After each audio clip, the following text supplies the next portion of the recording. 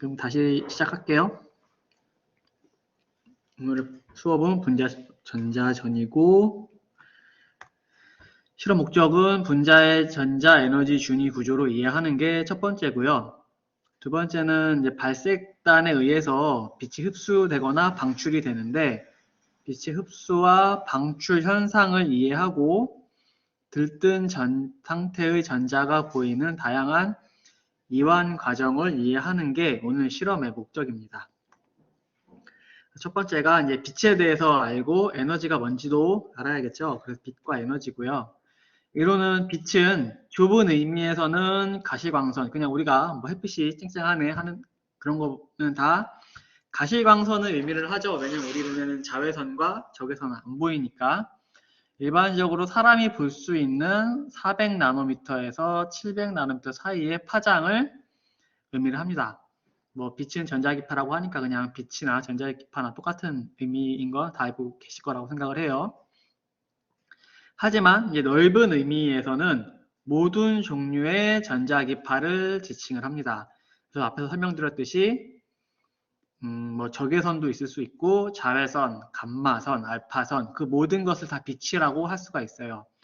그래서 열 에너지, 화학 에너지, 역학적 에너지 등의 형태로 전환이 가능을 합니다. 왜냐면은 빛 자체로도 에너지를 가지고 있기 때문에 에너지가 다른 형태의 에너지로 전환이 가능한 것과 같이 전환이 가능합니다. 그리고 여기서 이제 빛은 전기장과 자기장으로 구성되어 있고요.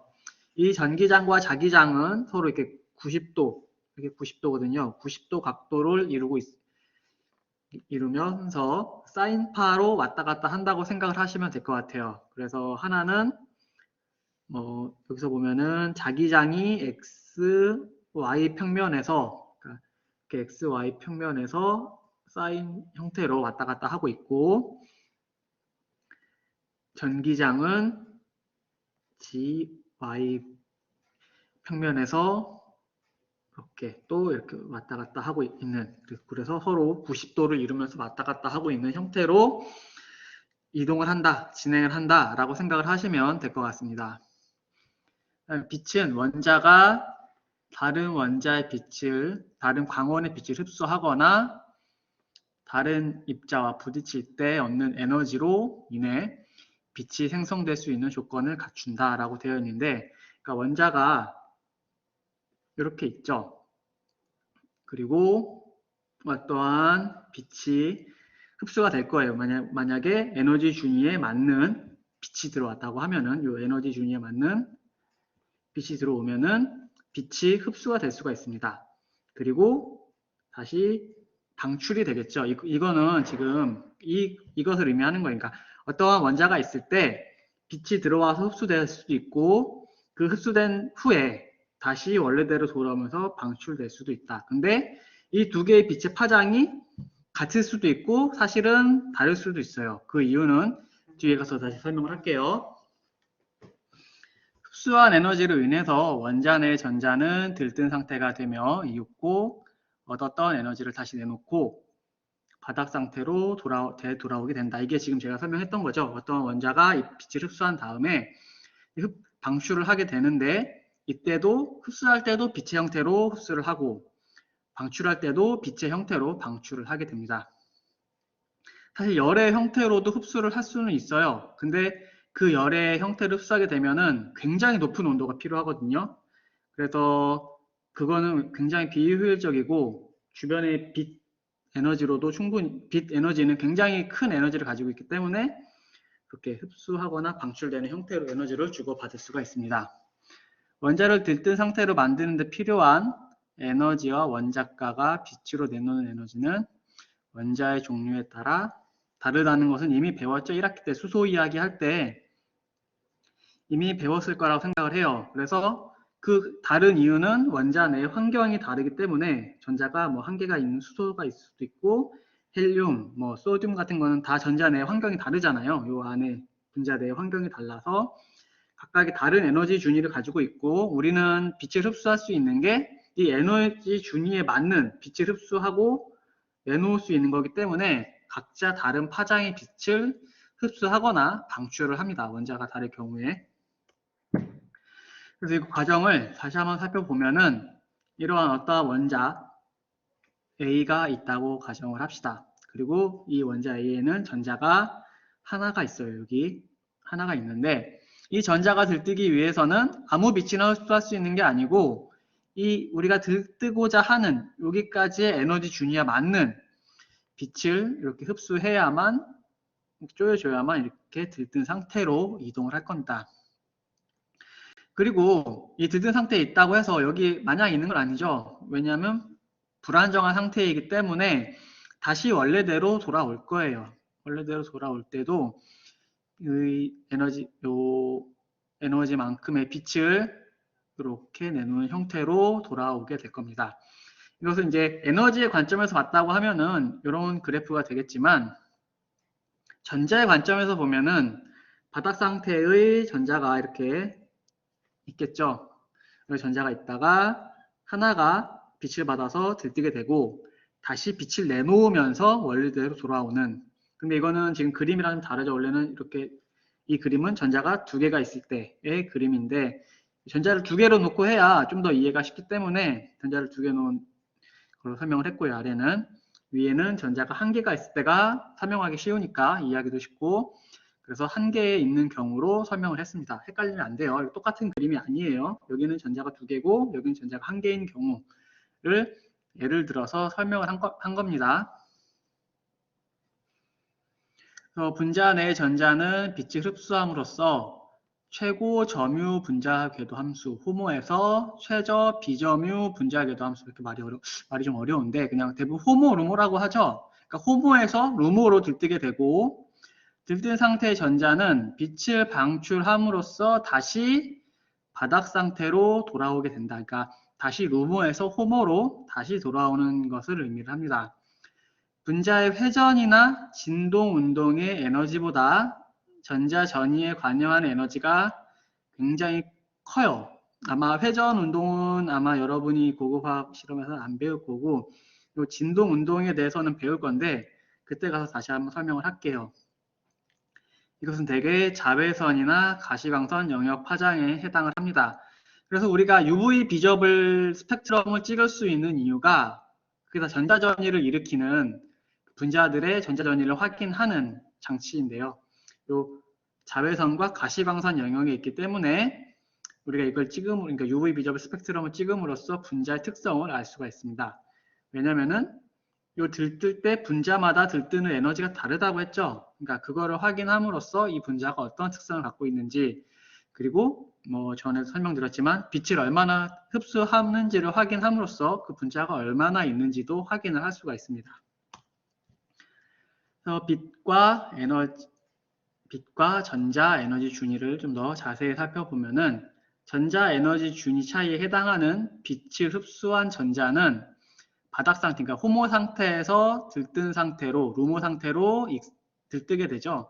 여기가 되는데 이를 흡광이라고 합니다. 뭐 당연하게 빛을 흡수했으니까 흡광이라고 하겠죠. 그래서 이 바닥 상태에서 들뜬 상태로 이동하기 위해서는 이 빛을 흡수해야 하기 때문에 흡광이라고 하고요. 뭐 영어로는 업서션이라고 명령을 할 수 있습니다. 그리고 들뜬 상태에 놓인 전자는 이완 과정에서 주위로 열의 형태로 방출된다고 했는데요. 그러니까 그 이완 과정은 여기서 일로 떨어지는 게 이완 과정이 아니고요. 우리가 바닥 상태에서 빛을 받아서 들뜨게 되는데 이 바닥 상태로 가는 경우도 있지만 그렇지 않은 경우도 굉장히 많습니다. 그러면은 여기서 바로 이렇게 떨어지면 좋겠지만 그런 경우는 거의 없어요. 라만에서는 가능하지만 아니면 우리가 이 특정 파장 빛을 줘서 인위적으로 떨어지게 만들 수 있지만 일반적인 경우에는 그렇게 될 수가 없어요. 그래서 다시 이렇게 바닥 상태로, 그러니까 첫 번째 그러니까 들뜬 상태로 만든 그 에너지 상태에서 가장 낮은 상태로 이렇게 이동을 해요. 근데 이때는 빛의 형태로 이동을 하는 게 아니고 뭐 열의 형태로 이동할 수도 있고요. 뭐 진동이 변하면서 이동을 할 수도 있고 분자들끼리 서로 충돌하는 과정에서 에너지가 이완되는 과정도 있습니다. 이런 거를 비복사성 전이라고 하고요. 여기 이제 바닥 상태로 왔을 때 다시 빛의 형태로 이렇게 떨어질 수가 있습니다.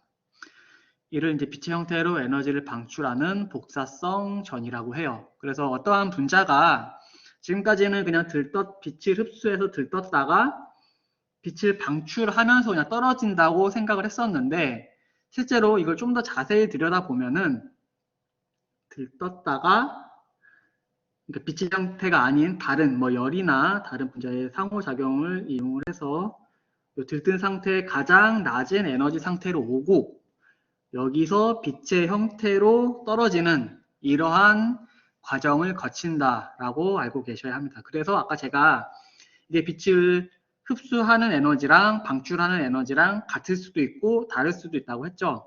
그 이유는 만약에 바닥 상태에서 바닥 상태로 왔다가 다시 바닥 상태로 오는 이러한 경우에는 흡수하는 빛과 흡수되는 빛과 방출하는 빛의 파장이 같을 거지만, 만약에 바닥 상태로 그러니까 S1의 바닥 상태로 가는 게 아니고 S1의 바닥 상태가 아닌 어떠한 다른 상태로 가게 되면은 이렇게 이완 과정을 거쳐야 하잖아요. 그러면은 요 에너지 두 개의 에너지 차이가 같지가 않겠죠. 흡수되는 빛의 파장은 훨씬 짧을 거고 방출되는 빛의 파장은 훨씬 길 겁니다.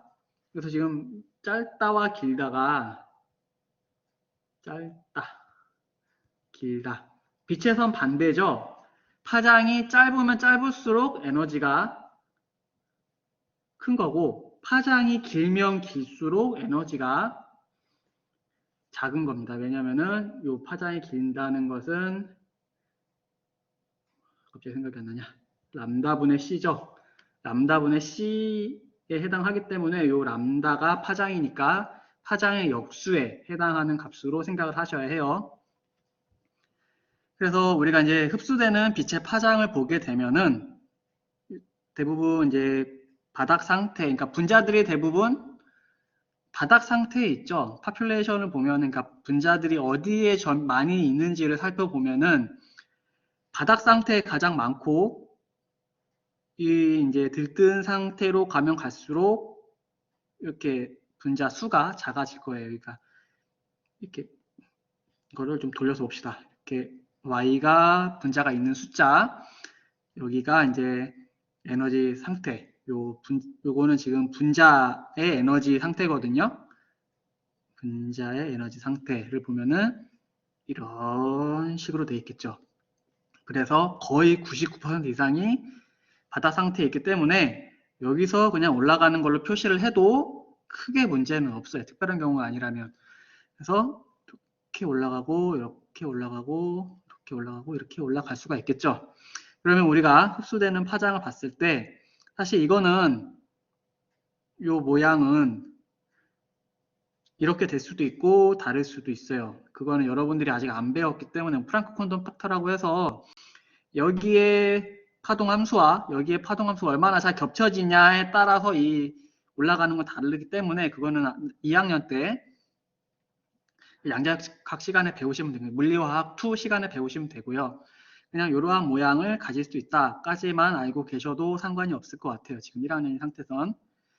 그리고 아까 설명드렸듯이 이렇게 제로 S1의 제로 상태가 아닌 경우에는 릴렉세이션이라고 해서 이완 상태를 거치게 되고, 여기서 다시 이제 떨어질 수 있죠. 여기서 떨어질 수 있는데 여기서도 꼭 제로로 떨어지진 않아요. 이렇게 떨어지게 되니까, 그러면 여기서도 이 에너지 차이만큼에 해당하는 이렇게 모양을 가지고 있겠죠. 그래서 이 두 개를 미러 이미지라고 하는데요. 두 개를 딱 잘라 놓으면은 에너지는 딱 같지 않고 모양도 정확히 같진 않지만 두 개의 모양이 굉장히 유사한 이미지를 가지고 유사한 형태를 모양을 가지고 있어서 미러 이미지라고도 합니다. 그래서 들뜬 상태의 전자가 빛을 방출하며 바닥 상태로 돌아오는 현상을 발광이라고 한다. 이 부분 설명이 너무 길어졌네. 발색단에 대해서 한번 살펴보면은 발색단은 넓게는 화합물이 색을 띠는 원인이 되는 분자 내의 원자단을 지칭을 하기도 하고요. 좁게는 분자 궤도 간의 에너지 차이가 가시광선 스펙트럼 범위 내에 있는 분자 영역을 의미를 합니다. 사실 이게 더 중요한 거죠. 그러니까 구조에 의해서 그런 게 아니고 그 구조가 가지고 있는 에너지 궤도 함수가, 그러니까 에너지가 어떠한 빛을 받았을 때 들떠서 방출되는 이 에너지의 크기가 가시광선 영역에 있기 때문에 색깔을 띌 수 있는 분자들을 이제 발색단 아니면 색깔을 띠는 분자들이라고 할 수가 있을 거예요. 전자의 비편재화가 일어나기 쉬운 컨주게이션 시스템을 가지고 있다. 그래서 여기 보시면 뭐 단일결합, 이중결합, 단일결합, 이중결합 이러한 형태로 되어 있는 것을 확인을 할 수가 있습니다. 결합 분자, 결합 파이 분자 궤도 함수와 반결합 파이 스타 분자 궤도 함수 사이에 흑광과 발광의 전자 전이가 일어나면서 색깔이 나타나는 거예요. 그래서 이러한 컨주게이션 시스템이 짧으면 짧을수록 흡수할 수 있는 빛의 파장이 짧아지기 때문에 이러한 컨주게이션 시스템이 짧으면은 우리 눈에 안 보이는 투명한 색깔이 되다가 여기 보이는 이러한 분자들처럼 이제 컨주게이션 시스템이 좀 더 커지면은 흡수하는 파장의 빛이 커지고 빛의 파장이 커지는 거죠, 정확히. 그게 이제 우리 가시광선 영역까지 도달하게 되면은 우리 눈에 보이는 겁니다. 그래서 벤젠 같은 경우에는 이렇게 벤젠 어떻게 생긴지 다 아시죠? 벤젠 같은 경우에는 266 나노미터 정도가 흡수 파장이에요. 그러니까 굉장히 짧죠. 얘는 이게 컨주게이션 시스템이 3개밖에 안 되니까 대신 그래서 이렇게 많은 애들 얘는 굉장히 많죠. 얘네들도 다 굉장히 많은 구조를 갖고 있기 때문에 우리 눈에 보일 수가 있습니다. 그 다음에 이제부터 이제 분광학에 대해서 설명을 하면은 분광학은 물질에 의한 빛의 흡수나 방출을 우리 눈으로 관찰하는 게 아니고 분광계 또는 분광 광도계 등을 기기를 이용을 해서 스펙트럼으로 나누어서 측정 해석하는 것을 분광학이라고 합니다. 물질의 에너지 준위나 구조, 전위 확률, 온도 등을 연구하는 학문을 분광학이라고 하고요. 여기 없네. 빛 에너지 세기에 따라서 물질의 특성에 따른 관측 범위가 다르게 됩니다. 우리가 그러니까 지금까지는 그냥 빛을 흡수하고 방출하는 거를 봤는데 이제 어떠한 빛을 흡수를 할 때 그러면은 얘가 몇 나노미터의 파장을 얼마나 흡수를 하고 몇 나노미터 파장을 얼마나 큰 세기로 내놓는지를 이제 스펙트럼으로 다 나누는 거죠. 이걸 다 파장대로 다 나눠서 관찰을 하고 측정을 하고 해석을 하는 겁니다. 그래서 여러분들이 실제로 실험을 했었으면은 UV 스펙트럼을 찍으면은 여기 이렇게 파장이 쭉 나와요. 파장이 쭉 나오고 여기 파장별로 얼마나 흡수됐는지가 이렇게 기록이 됩니다. 그거를 분석을 하는 거죠. 그래서 이런 분광학은 뭐 화학에서도 쓰고 약학에서도 쓰고 여러 가지 많이 사용을 합니다. 음식, 코스메틱스 뭐 이렇게 걸쳐 여러 가지 거의 대부분의 과학 분석 분야에서는 다 쓴다고 생각을 하시면 돼요.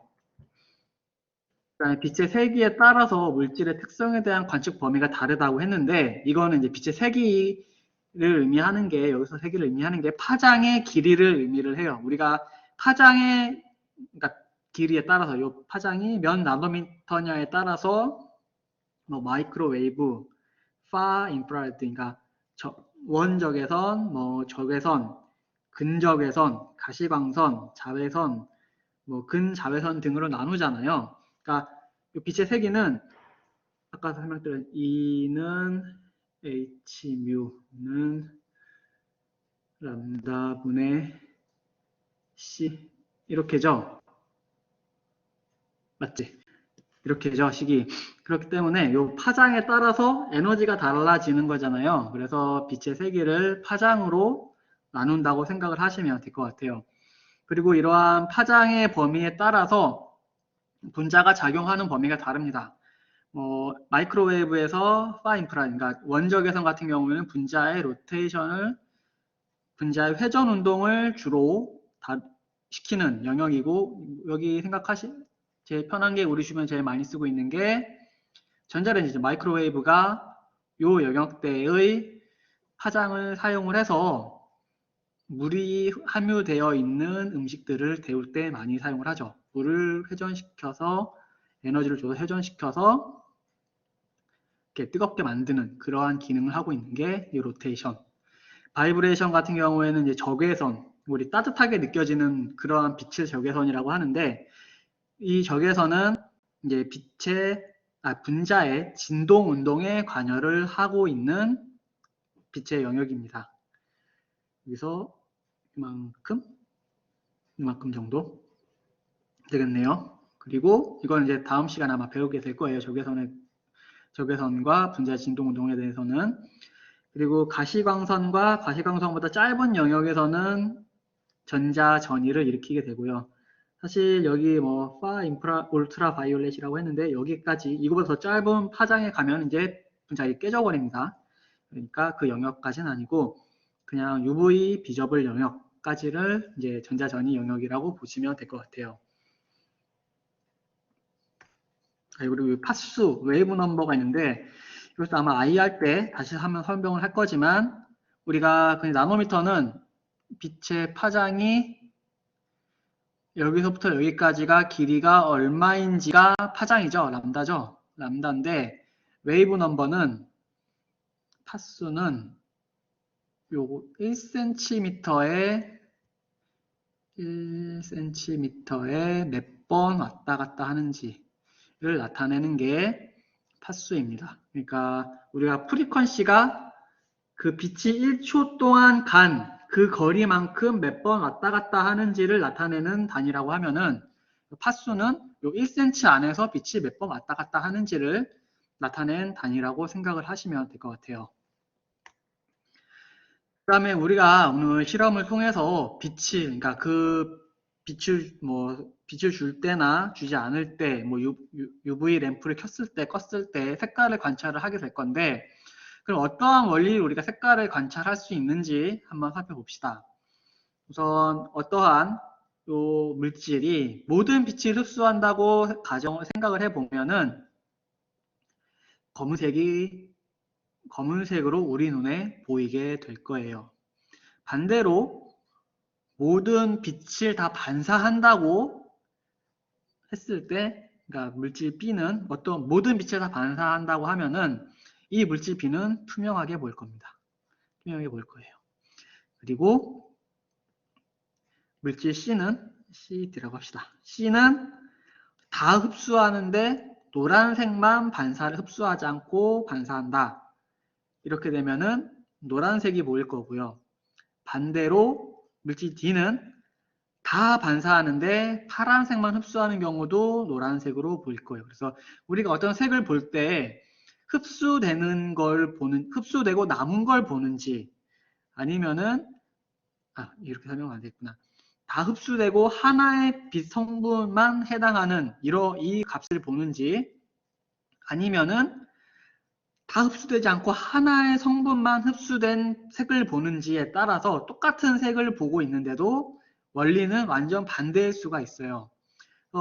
여러분들이 생각하기에 뭐 노란색만 남고 노란색만 나왔으니까 뭐 노란색인 거는 당연할 거예요. 근데 여기서 파란색이 흡수됐는데 지금 노란색이 보이는 이유는, 모든 빛이 다 있다고 했을 때 이렇게 가고 있는 거죠. 이렇게. 그러니까 파란색 빛이 흡수됐을 때 이제 파란색 빛이 여기가 없어지게 되면은 원래 빛에서 반대 보색이 더 많아지는 것과 같은 현상이 발생을 하겠죠. 그래서 흡수의 관점에서 봤을 때는 흡수된 빛의 보색에 관계된 색이 우리 눈에 보이게 됩니다. 그리고 이러한 것들을 관찰을 해서 흡수 스펙트럼인지 방출 스펙트럼인지에 따라서 흡수된 색으로 어느 정도의 파장을 흡수하겠구나, 아니면 어느 정도의 빛의 파장이 방출되고 있겠구나 또 예측을 해볼 수가 있습니다. 분광학에서 진짜 한번 예측을 해보면은, 여기 모든 빛이 다 들어갔는데 주황색과 빨간색 빛이 흡수되고 없습니다. 그러면 요 정도가 없는 거죠. 이렇게 갈 거니까 여기서 흡수되고 나오는 빛은 요 성분이 더 많은 것처럼 보이기 때문에 이렇게 파란색으로 보이게 될 거예요. 그리고 또 꼭 알고 계셔야 하는, 여기 흡수 분광법이라고 되어 있는데 이건 흡수 분광법이 맞죠. 그러니까 이런 색깔이 아까 설명드렸듯이 흡수 분광법에 의해 우리가 관찰된 색깔이냐 아니면은 그냥 발광 분광법에 의해서 관찰한 색깔이냐 따라서 완전 다른 원리가 적용될 수 있다는 것도 꼭 알고 계셔야 합니다. 흡수 분광법을 한번 살펴보면은 광원에서 단색화 장치를 이용을 해서 특정 파장의 빛을 측정한 시료에 조사를 해줍니다. 그게 여기까지예요. 그러니까 우리가 하나의 빛을 그러니까 뭐라고 해야 되나, 단색 파장이 나오는, 그러니까 레이저와 같은 빛을 사용을 하면은 좋겠죠. 사실 이러한 그레이팅이 없어도 되고, 그러니까 빛을 나눠줄 수 있는 또한 장치가 없어도 되긴 하는데, 이러할 경우에는 우리가 하나의 물질만 관찰할 때 가능하겠죠. 근데 여러 가지 물질을 다 관찰하려면은 파장이 UV, 자외선에서 가시광선까지 다 나올 수 있는 그러한 광원을 사용해줘야 할 겁니다. 그러면 그 빛을 한 번에 다 쏴줄 수는 없잖아요. 한 번에 다 쏴줘서 뭐가 흡수되고 있는지 뭐가 흡수되지 않는지를 확인하기가 쉽지 않기 때문에 이 모든 빛이 다 들어가 있는, 빛의 성분이 들어가 있는 빛을 단색화 장치, 이거 그레이팅이라고도 하고, 쉽게 설명하면 프리즘 같은 거라고 생각을 하시면 될 것 같아요. 그래서 빛을 이렇게 분리를 해줍니다. 그리고 그래서 이제 요 그레이팅의 위치가 고정되어 있다고 하면은 각각의 성분의 빛이 나오는 위치를 다 알 수가 있겠죠. 사람들이 일일이 조사를 해보면은 알 수가 있을 거예요. 그리고 이제 우리가 필요한 빛의 성분이 있는 곳만 이렇게 통과시켜서 슬릿으로 통과시켜서 샘플에 쪼여줍니다. 그리고 샘플에 쪼여주는 게 끝이 아니죠. 샘플에서도 어떠한 작용이 일어나서 빛의 파장이 바뀔 수도 있고 다른 빛이 나올 수도 있으니까 이 빛이 다시 그레이팅에 들어갑니다. 그리고 그레이팅에 들어가면 또 빛이 이렇게 나눠지겠죠. 그러면 이 나눠진 빛을 또 다시 각각 위치에 대한 성분을 조사한 다음에 얼마나 들어왔는지를 알면은 어떠한 빛이 얼마나 흡수가 됐고 얼마나 방출이 됐는지를 확인을 할 수가 있을 거예요. 이러한 식으로 빛이 흡수 분광법을 측정을 할 수가 있습니다. 그래서 입사광의 세기와 투과광의 세기를 비교를 해서 흡광도를 측정을 한다. 그래서 그때 설명을 드렸죠. 사실 이렇게 되어 있는 게 아니고 여기 이렇게 미러 같은 게 있어서, 필터 같은 게 있어서 이렇게 빛을 빼줍니다. 그래서 여기서 1대 1로 빛이 갈 수 있게 여기 1이 가고 여기 1이 가고 그래서 여기에 빛이 세기가 I0가 되는 거고 검출기에서 세기가 I가 되는 거죠. I1이 되는 거죠. 그래서 사실 여기도 검출기가 있어요. 이렇게 검출기가 있습니다. 이렇게. 아니면은 검출기를 하나로 쓸 거면은 돌려서 이렇게 들어가게 만들어주면 되겠죠. 그리고 한번 측정하고 한번 측정하고 뭐 이렇게 해도 돼요. 사실은. 어쨌든 빛을 나눠서 측정을 해야 I0와 I1이 있을 거예요. 그러니까 이런 식으로 측정이 된다 라고 생각을 하시면 될 것 같아요. 네, 발광 분석법도 거의 똑같은데요. 다른 게 하나가 있습니다. 살펴보면은 단색화 장치를 이용해서 특정 파장의 빛을 조사하고 전자가 여기를 일으킨 다음에 시료의 발광을 검출하는 분석법입니다. 시료 자체에서 방출되는 빛만을 검출하기 위해서는 이게 중요해요. 발광 분석법은 검출기의 입사광에 대해서 90도 틀어진 위치에 검출기를 위치시킵니다. 왜냐하면은 여기 이렇게 검출기가 그레이팅 통과한 빛이라고 합시다. 빛이 어떻게 되나? 이렇게 되나? 이렇게 해서 이렇게 들어간다고 했을 때 빛이 있고 슬릿이 이렇게 있겠죠. 검출기가 있고 이렇게 돼버리면은 이 광원에서 들어오는 빛이 훨씬 세겠죠. 우리가 이 샘플에서 나오는 시류에서 나오는 측정하고 싶은 빛보다 이 광원에서 들어오는 빛이 훨씬 셀 거예요. 그리고 이게 만약에 100이라고 했을 때 이게 뭐 1이다. 그러면은 이게 측정이 안 되겠죠. 너무 빛이 작으니까 측정이 안 될 겁니다. 어떤 걸로 비교하면 좋을까?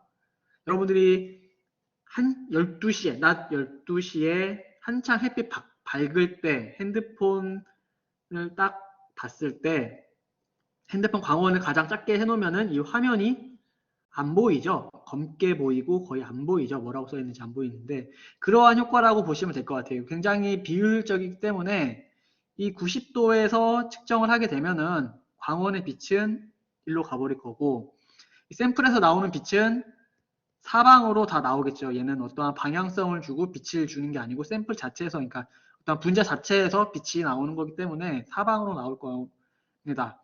그러면은 이 광원의 영향을 가장 받지 않는 각도는 90도가 될 거니까 이 90도에 틀어져 있는 위치에 그러니까 위에서 보면은 위에서 봅시다. 이렇게 광원의 빛이 들어가고 이쪽으로 나오는 빛을 측정을 한다고 보시면 될 것 같아요. 그래서 이렇게가 90도입니다. 쿠마린 153 스펙트럼을 한번 비교를 해보면은 이게 흡수 스펙트럼이고 이게 방출 스펙트럼이 되겠죠. 아까 흡수 스펙트럼의 파장이 좀 더 짧은 파장을 가지고 있을 거고 방출 스펙트럼이 훨씬 아니면 조금 긴 파장을 가지고 있을 거라는 걸 설명했기 때문에 이 흡수 파장과 방출 파장 설명하지 않아도 이게 흡수고 이게 방출이라는 것을 확인을 할 수가 있을 겁니다. 왜냐면 아까 설명드렸듯이 이렇게 올라갔다가 이렇게 이완돼서 떨어지니까. 그죠? 이게 더 크죠? E1이 E2보다 훨씬 크기 때문에 이게 더 흡수 파장이고 이게 방출 파장이라는 것을 쉽게 확인을 할 수가 있습니다. 실험 및 기구 시약은 동영상을 보고 설명을 할게요. 네? 동영상 어디 갔지? 잠시만요. 동영상을 안 틀어놨네.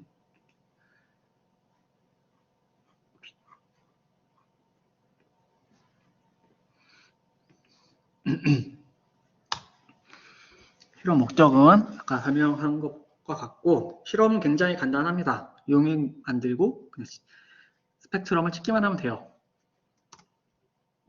그래서 뭐 황산 NaH2PO4, Na2HPO4 이 두 개는 이제 완충 용액을 만들기 위해서 사용을 하는 물질이에요.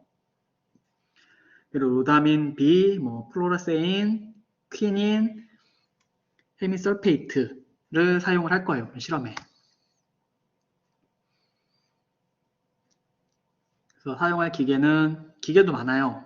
고급 화학 실험은 뭐 UV 램프를 이용을 해서 형광을 측정을 할 거고 UV 비접을 분광광도계 이건 흡수 스펙트럼 또 형광 분광기는 이제 우리가 UV 램프로 형광을 눈으로 관찰했다고 하면은 형광 분광기를 이용을 해서 그걸 스펙트럼으로 관찰도 해볼 겁니다. 실험 A는 용액의 제조. 그래서 뭐 다른 실험들과 마찬가지로 용액을 만들어야겠죠. 그래서 실험 A는 아마 뭐 퀴닌과 플로레세인, 로다민 B 용액을 제조하는 내용으로 되어 있을 거예요. 1리터 부피 플라스크에 1ml의 황산을 넣고 중류수를 채워서 제조를 합니다. 이게 왜 아까 말했듯이 완충 용액을 사용하는 경우도 있고 이렇게 약간의 산성 용액을 사용하는 경우도 있는데요. 이게 막 컨주게이트 시스템으로 되어 있기도 하고 분자 구조가 복잡하기 때문에 산성에서 제대로 작동을 하는 분자들이 있고 중성 완충 용액 특정 pH에서 제대로 색깔을 내는 것들이 있으니까 뭐라고 해야 되나 우리 지시약 사용을 했죠. 지시약이랑 비슷하다고 생각을 하시면 될 것 같아요. 지시약도 특정 pH에서 분자 구조가 바뀌면서 색깔을 나타내는 그러한 지시약들이 대부분이죠. 지금 실험에 사용하는 시약들도 그러한 특성을 가지고 있기 때문에 어떠한 거는 뭐 황산, 묽은 용액에서, 어떠한 것은 뭐 완충 용액에서, 어떠한 것은 그냥 증류수에서 실험을 진행을 해야 합니다. 퀴닌 헤미설페이트를 뭐 0.082g 정량한다 라고 되어 있는데, 사실 항상 하는 말이지만 이 g보다는 분자량을 알고 우리가 사용할 용량과 몰수, 만들고 싶은 몰수를 확인을 해서 몰수를 계산을 하고 그 용액을 만드셔야 합니다. 그러니까 몰수가 우리가 만들고 싶은 몰농도를 확인을 하고 계산을 해야겠죠. 그래서 처음에는 좀 진한 용액을 만들고 2mm몰 용액을 만들죠. 2mm몰 용액을 만들고 이걸 다시 물켜서 10마이크로몰 용액을 만들어 줍니다. 왜냐하면 한 번에 100마이크로몰을 용액을 만들려고 하면은 아마 거의 불가능할 거예요. 너무 조금 사용해야 되기 때문에 그렇게 만들 수가 없고요. 그래서 그렇게 작은 농도의 용액을 만들 때는 우선은 좀 농도가 큰 용액을 만든 다음에 이걸 물켜서 우리가 원하는 농도의 용액을 만들어 줍니다.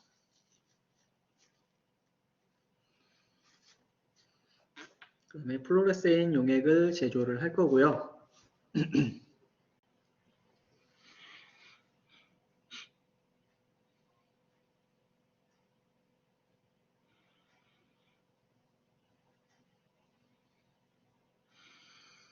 그 완충 용액을 먼저 만들어줘야 하니까 완충 용액을 사용할 농도를 만들 양만큼을 정량을 하고 각각의 농도에 해당하는 용액을 만들어 주시면 됩니다.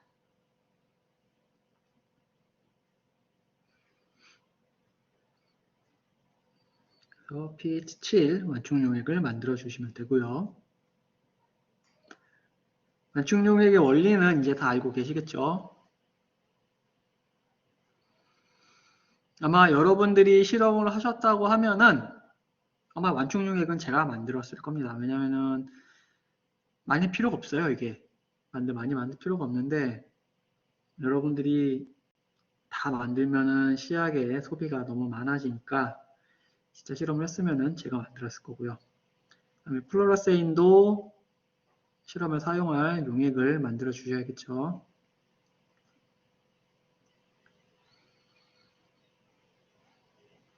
그리고 이제 또 pH 7 완충 용액을 사용해서 200마이크로몰 플로레세인을 제조를 먼저 해줍니다.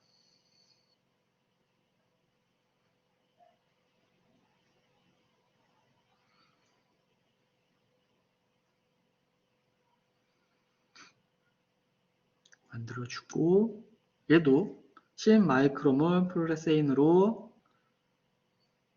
물켜주는 거죠.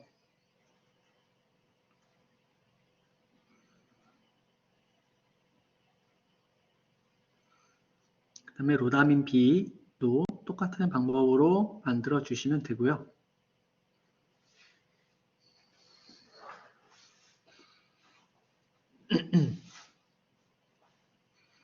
로다민 B는 그냥 증류수를 사용을 해서 만드셔도 됩니다.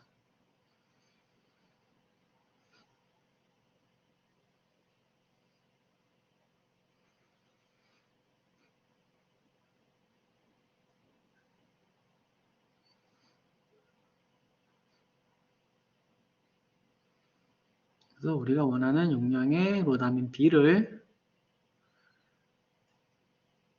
만들고 얘도 5마이크로몰로 물켜줍니다.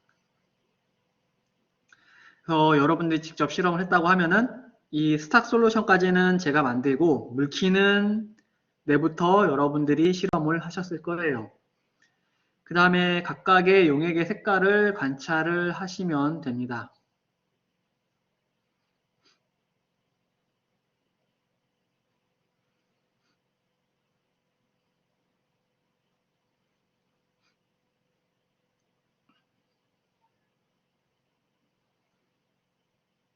실험실에서 흰 종이 위에 올려서 용액의 색깔을 관찰을 하고, 이번에는 UV 램프 안에서 관찰을 합니다. 아마 색깔이 다른 거를 확인을 할 수가 있을 거예요. 그래서 첫 번째 우리가 눈으로 확인한 거는 흡수 스펙트럼에 흡수된 남은 빛을 관찰했다고 생각하시면 될 것 같고, 이 UV 램프를 이용해서 관찰한 거는 방출 스펙트럼을 관찰했다고 생각을 하시면 될 것 같습니다. 그래서 색깔이 달라요. 에너지 준위가 달라지기 때문에. 실험 C는 용액의 흡광 및 형광 스펙트럼을 확인하는 실험입니다. 물론 아까 눈으로 확인한 실험이 아니고 이제는 스펙트럼으로 확인하는 실험인 거죠. 그래서 각각의 이제 용액들을 이렇게 큐벳 셀에 넣고, 이게 지금 여러분들이 지금까지 써왔던 셀이랑 좀 다른 거를 확인할 수가 있을 거예요. 왜냐면은 얘네들은 이제 그런 플라스틱 셀에 사용할 경우 제대로 스펙트럼이 나오지 않을 수도 있어요. 그러니까 그 셀과 반응을 해서 다른 파장이 나올 수 있기 때문에 굉장히 좋은 비싼 유리 석영으로 만들어져 있는 셀을 사용을 하셔야 합니다. 그래서 실험하실 때도 깨지지 않게 주의하셔야 해요. 물론 깨졌다고 여러분들한테 변상하세요 하진 않지만 그래도 다음 분반 학생들을 위해서, 내년 학생들을 위해서 깨지지 않도록 조심스럽게 사용하셔야 합니다. 그리고 깨지면 다칠 수도 있으니까. 지금까지 UV 스펙트럼을 찍었듯이 셀 타입을 어떻게 찍을 건지, 셀 타입은 어떠한 셀을 몇 번 셀을 찍을 건지, 여러분 책에, 일반학 실험 책에 보시면은 그 UV 비저블 스펙트럼 파트를 보면은 거기 홀마다 번호가 써 있는 게 있는 걸 확인할 수가 있어요. 그러니까 그게 이제 1, 2, 3 번호로 확인하는 거라고 보시면 되고, 시작 파장과 종료 파장, 그리고 파장 간격은 얼마나 찍을 건지를 다 설정을 한 후에 스펙트럼을 찍어주시면 됩니다.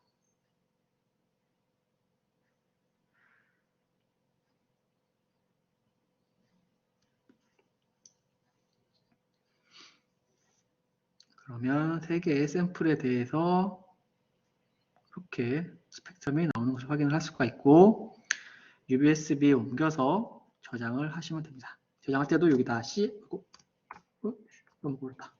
지금 여기 오른쪽에 보면 팝이라고 되어 있잖아요. 팝이라고 되어 있는 상태로 저장을 하면은 여러분들이 아마 알 수 없는 글씨로 ASCII 파일처럼, ASCII 파일이 아니고 그 컴퓨터 언어로 되어 있기 때문에 이상한 글씨로 막 나올 거예요. 그래서 이거를 CSV로 바꿔서 이렇게, 너무 빨리 나오거든요. CSV로 바꿔서 저장을 하셔야 합니다.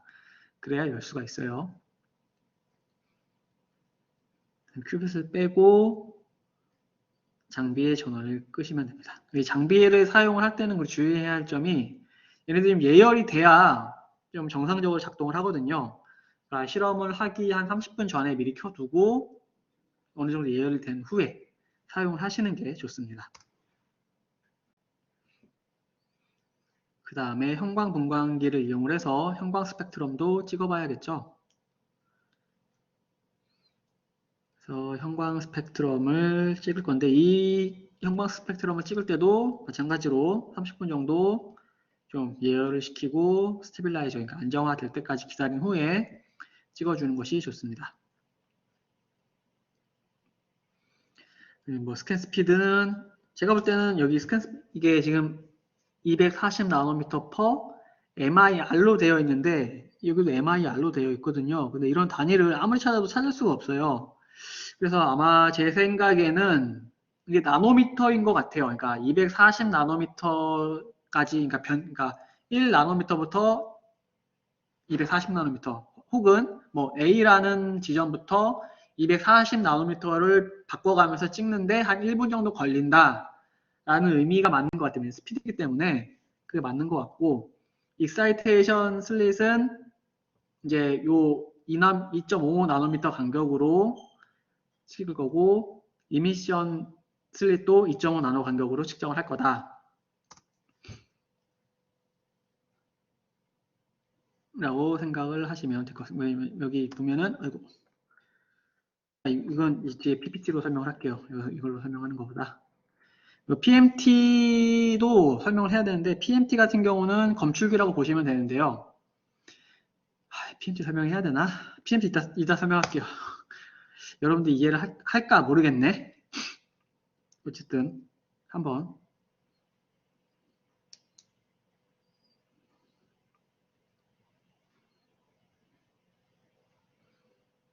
PMT 간단한 원리만 설명을 할게요. 그러면 이렇게 스펙트럼이 찍어집니다. 그래서 각각 그 시료마다 측정하는 파장대가 다 다른 것을 확인을 할 수가 있어요. 왜냐하면 흡수하는 파장도 다르고 방출하는 파장도 다르기 때문에 그 시료의 특성에 맞춰서 선택을 해줘야 합니다. 그리고 여기는 ASCII 파일로 저장을 해줘야 되고요. 저장이 끝나면은 창을 닫고 종료를 하면 되겠죠. 사실은 여기 하나만 찍었는데 여러분은 3개를 찍어야겠죠. 3개를 찍고 종료를 하셔야 합니다. 그리고 프로그램을 종료를 하고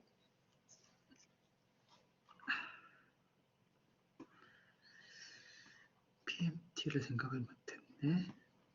그래서 여기 시약 제조는 다 조교 준비 사항이죠. 조교 또는 강사 아니면은 그 실험하시는 교수님들이 준비를 하실 겁니다. 여러분들이 할 게 없어요. 이번 실험은. 그래서 실험 A 용액 제조는 이미 실험을 했다면 제가 만들어 놓은 용액을 붉혀서 실험에 사용을 하시면 됩니다. 이거 조교라고 돼 있지? 작년 거를 수정이 제대로 안 됐구나 이게. 그리고 실험 B 같은 경우에는 B-1 바닥 상태에서 용액의 색깔을 관찰을 합니다. 그래서 우리가 물킨 용액의 색깔을 관찰을 하는 거죠. 그러면 이거는 흡수되고 남은 빛을 관찰한다고 생각을 하시면 될 것 같아요. 왜냐면 바닥 상태니까. 그리고 들뜬 상태에서의 용액의 색깔을 관찰한다. 이거는 방출되는 빛의 색깔을 관찰을 한다고 보시면 될 것 같습니다. 그래서 이러한 기기가 있는데 이 위에가 투명한 아크릴 같은 걸로 되어 있거든요. 여기가. 그래서 여기 핸드폰을 놓고 탁 찍으시면 됩니다. 실험 C는 흡수 스펙트럼과 방출 스펙트럼을 이제 스펙트럼으로 확인을 하는 거죠. 숫자로 확인을 하는 거죠. 지금까지는 육안으로 보고 색깔만 관찰했다고 하면은 이제는 정말 어느 파장에서 어떠한 빛의 흡수가 있었는지를 확인하는 과정이라고 생각을 하시면 될 것 같습니다. 그래서 흡수 스펙트럼은 아까 설명했듯이 똑같은 파장 범위를 선택을 해서 찍어주시면 되고요. 방출 스펙트럼 같은 경우에는 어떠한 분자를 이제 들뜨게 만들 때는 요 익사이트 웨이브 랭스거든요. 요 355, 475, 540 나눌 때 파장을 선택을 해서 찍어주시면 되고, 이제 이미션 스타트 웨이브 랭스는 이거는 이제 방출되는 빛을 이 두 부분은 방출되는 빛을 관찰할 때 해주는 어디부터 어디까지 우리가 방출되는 것을 관찰할 거다라는 설정이라고 생각을 하시면 될 것 같아요. 그래서 이미션 스타트 웨이브 랭스, 이미션 엔드 웨이브 랭스라고 생각을 하시면 될 것 같습니다.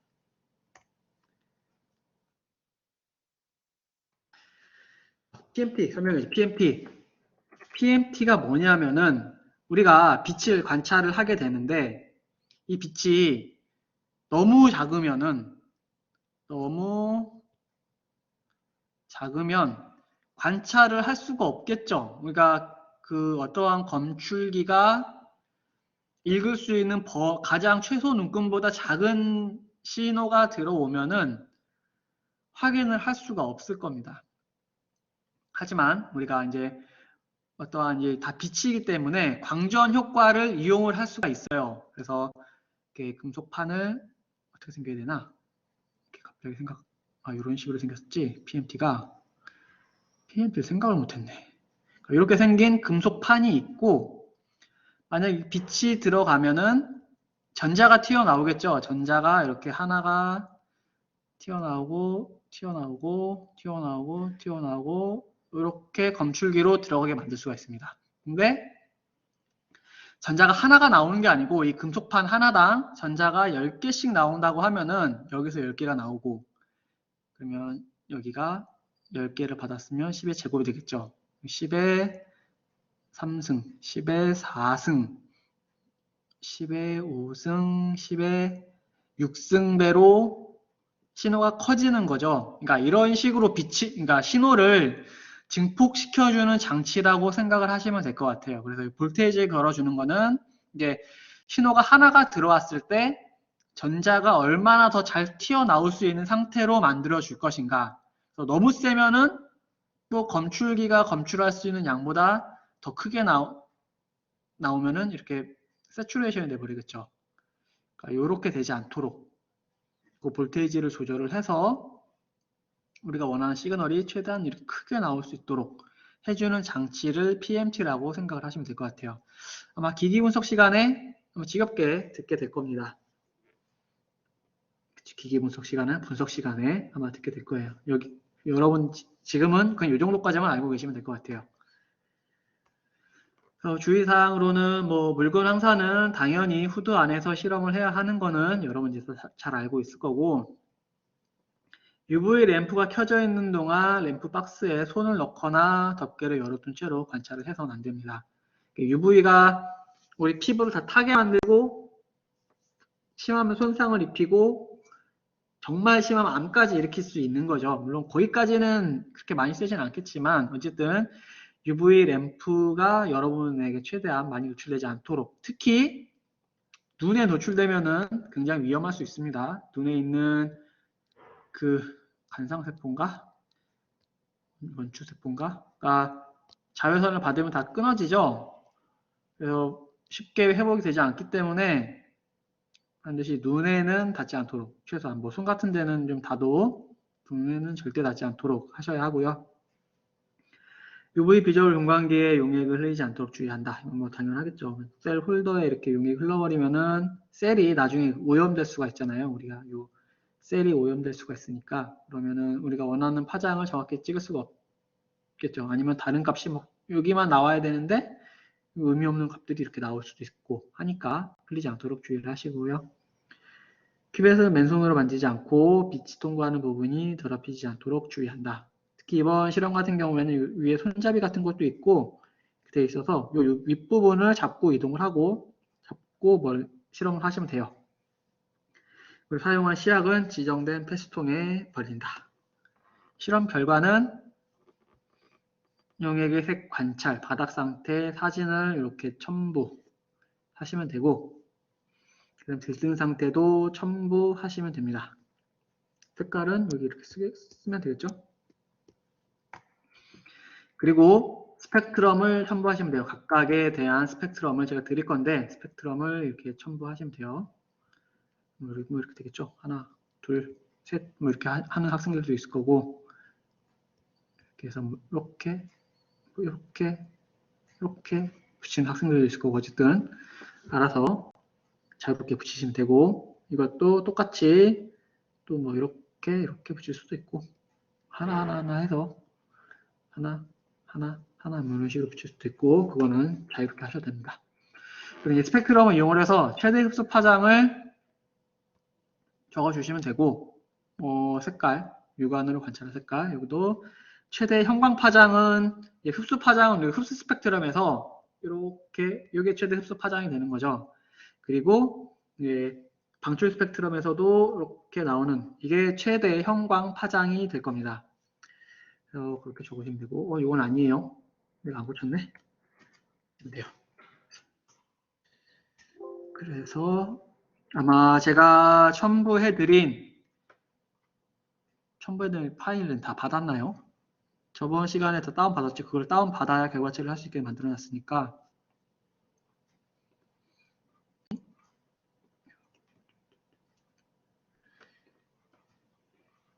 잠시만요.